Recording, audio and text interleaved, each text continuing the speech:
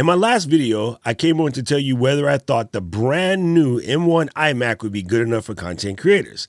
I'm not going to spoil it for you. If you really want to know the answer, you have to watch the video up here or check the description. Today, I'm going to talk about something even better.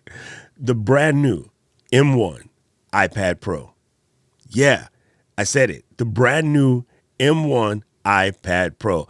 Let's get after it and discuss whether that will be really good for content creators. I'm Doc Rock, your content creation coach. Yes. So, TLDR, the answer is yes. I'm going to tell you why. First, let's just start with the M1 chip. The M1 chip, I mean, we're talking the same chip that is in the M1 Mac Mini, which as you know is already epic, or the M1 MacBook Pro, which is epic, and well, the M1 Air, which is ep. Not for creators, but I mean, it's good otherwise. The crazy thing about the M1 chip is nobody really saw it coming. Everybody thought it was going to be an A14X. I'm going to do my best not to get into any of the nerd stuff. That's for other guys. I'm here to talk to you about creator standpoint. So we're just going to eliminate as much nerd talk as possible.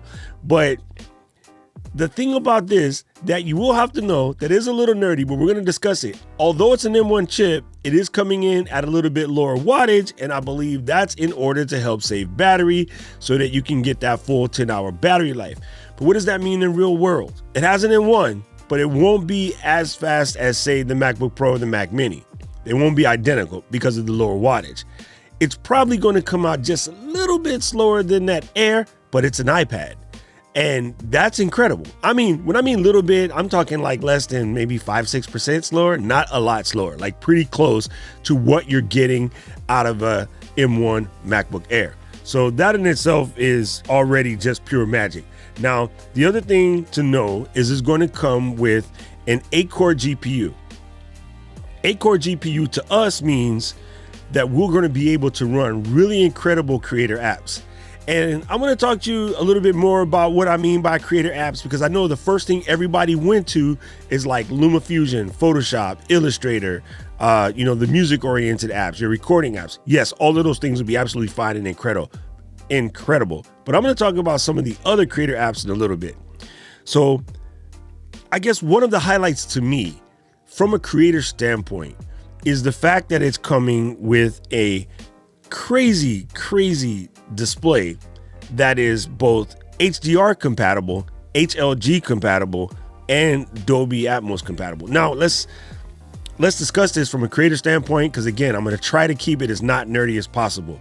This guy, you know this guy is one of my favorites, right? My Sony ZV-1. It has the ability to shoot sort of HDR level video. Your iPhone can do, if you have a 12 Pro Max or a 12, you can do HDR video. If you're shooting in a Sony a6400 or above, you can do your hybrid log gammas, your cine logs, these things like that. In the past, the best we could do is copy that footage over, do a basic grade to do your editing, and then finish your grading elsewhere. LumaFusion added grading a little bit later, and what I mean by grading is this. This is my footage ungraded, and this is my footage back to being graded. It just makes it look a little bit better. When you see ungraded footage, it's done on purpose to give you more dynamic range, more ability to edit and color correct as wanted, to get that certain look, to give it that bzz, that pizzazz, that energy. Now you'll be able to, and I mean Pro, this is where the Pro comes in an iPad. You're going to be able to grade your photos and videos directly in the iPad because of the incredible display, but its capabilities of being able to display true HDR, true HLG, and true Dolby. We won't get into any more technical than that. The display is freaking beautiful, right? It's a liquid retina display with a bunch of buzzwords that just means dope. So the display is going to be epic. And then for the first time ever, we're going to get desktop class memory type work inside here. So for instance, if you run up to say the 512 gigabytes, it's going to come with 8 gigs of RAM.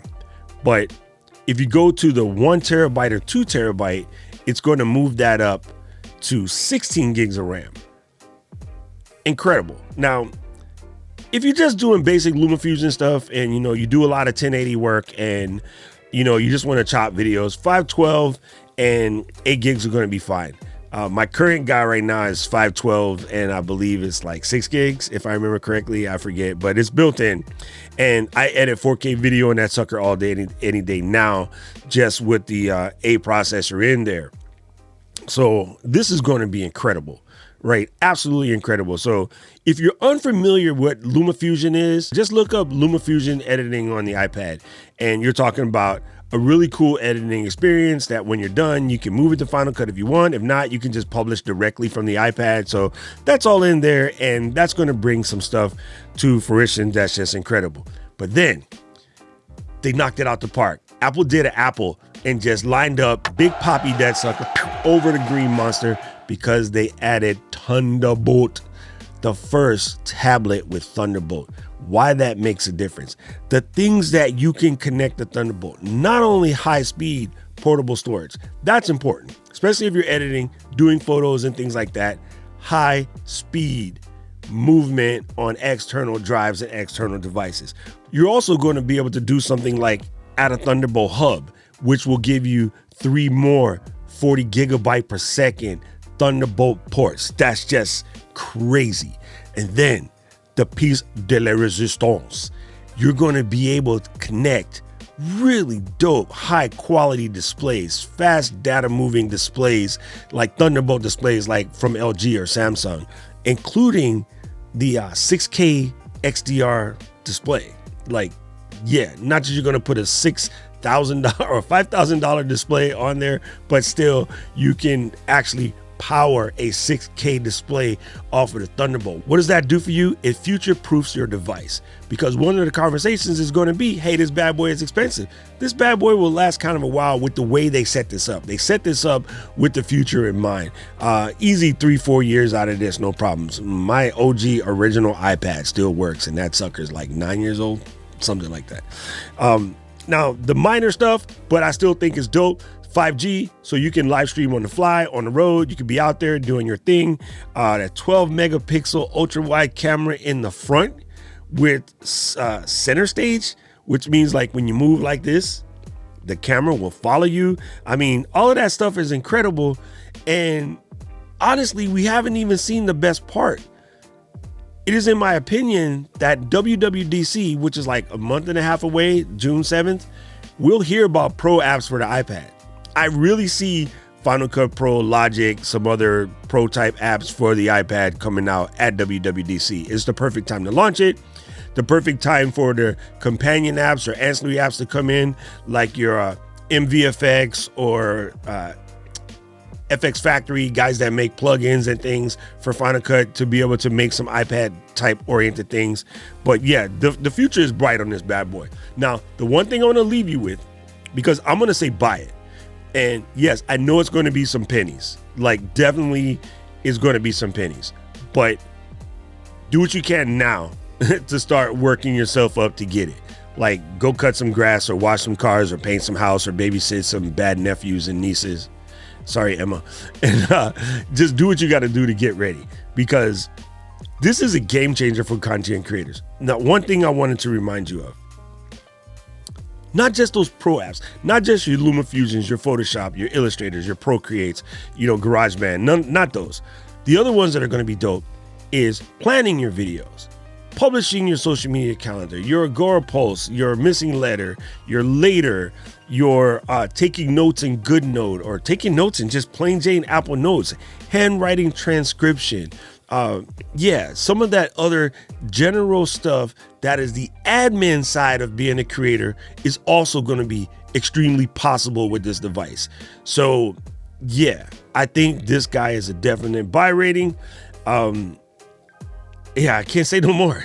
I can't wait to get my hands on one. And of course, we will just do mad diving into it and get you up to speed as soon as possible, as soon as I get mine in hand.